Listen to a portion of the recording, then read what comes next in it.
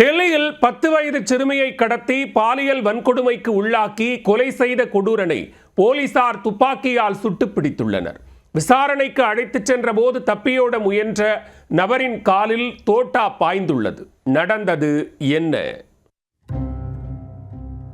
தெற்கு டெல்லியில் தொழிலாளி ஒருவர் பலூன் உள்ளிட்ட விளையாட்டுப் பொருட்களை விற்பனை செய்து உழைப்பு நடத்தி வருகிறார். சொந்தமாக இருக்க இடம் இல்லாத இவர் மனைவி, 3 மகள்கள் மற்றும் ஒரு மகனுடன் சாலையோரம் தங்கியுள்ளார். திங்கட்கிழமை அதிகாலை 4 மணியளவில் அனைவரும் அயர்ந்து தூங்கிக் கொண்டிருந்தனர். அப்போது திடீரென 10 வயது சிறுமியின் அலறல் சத்தம் கேட்டுள்ளது. உடனே சிறுமியின் தந்தை பதறி அடித்துக் கொண்டு எழுந்துள்ளார்.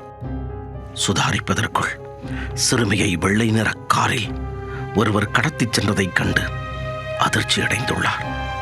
இது குறித்து போலீசாருக்கு அவர் தகவல் தெரிவித்துள்ளார். சம்பவ இடத்திற்கு விரைந்து வந்த போலீசார் சிசிடிவி கேமரா காட்சிகளை ஆய்வு செய்து தேடுதல் வேட்டையில் இறங்கினர்.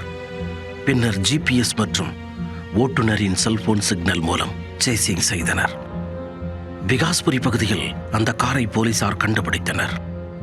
தொடர்ந்து 4 மணி நேர போராட்டத்திற்கு பின் கார் ஓட்டுநரை போலீசார் பிடித்தனர். விசாரணையில் சம்பவ இடத்தில் இருந்து 20 கிலோமீட்டர் தொலைவில் உள்ள குருகிராம் ஃபரிதாபாத் சாலை பகுதியில் சிறுமியை பாலியல் வன்கொடுமை செய்தது தெரிய வந்தது. தொடர்ந்து 2 முறை சிறுமியை சீரழித்தான் கொடூரன். ஈவு இரக்கமின்றி அச்சிறுமியை ஸ்கார்ப் மூலம் கழுத்தை நெரித்து கொலை செய்துள்ளான்.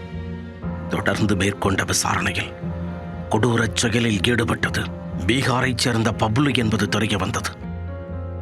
அவருக்கு திருமணமாகி மனைவி மற்றும் மகன் சொந்த ஊரில் வசித்து வருகின்றனர். இந்நிலையில் பப்ளுவை கைது செய்த போலீசார் சம்பவ இடத்திற்கு விசாரணைக்காக அழைத்துச் சென்றனர். அப்போது போலீசாரின் பிடியில் இருந்து அவர் தப்பியோட முயற்சித்ததாக கூறப்படுகிறது. எச்சரித்தும் தொடர்ந்து ஓடியதால் துப்பாக்கியால் சுட்டு பிடித்ததாக போலீசார் தெரிவித்துள்ளனர். பின்னர் அவருக்கு சிகிச்சை அளிப்பதற்காக மருத்துவமனைக்கு அழைத்துச் சென்றனர். அங்கு அந்த நபர் மர்கயா மர்கயா என்று பிதற்றியபடி இருந்தார்.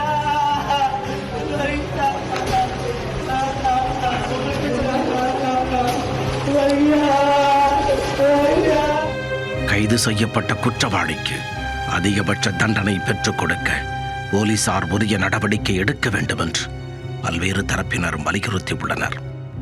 பெற்றோருடன் சாலையோரம் படுத்திருந்த 10 வயது சிறுமியை கார் ஓட்டுநர் கடத்திச் சென்று பாலியல் வன்கொடுமைக்கு உள்ளாக்கி கொலை செய்த சம்பவம் தலைநகர் டெல்லியை உலுக்கியுள்ளது.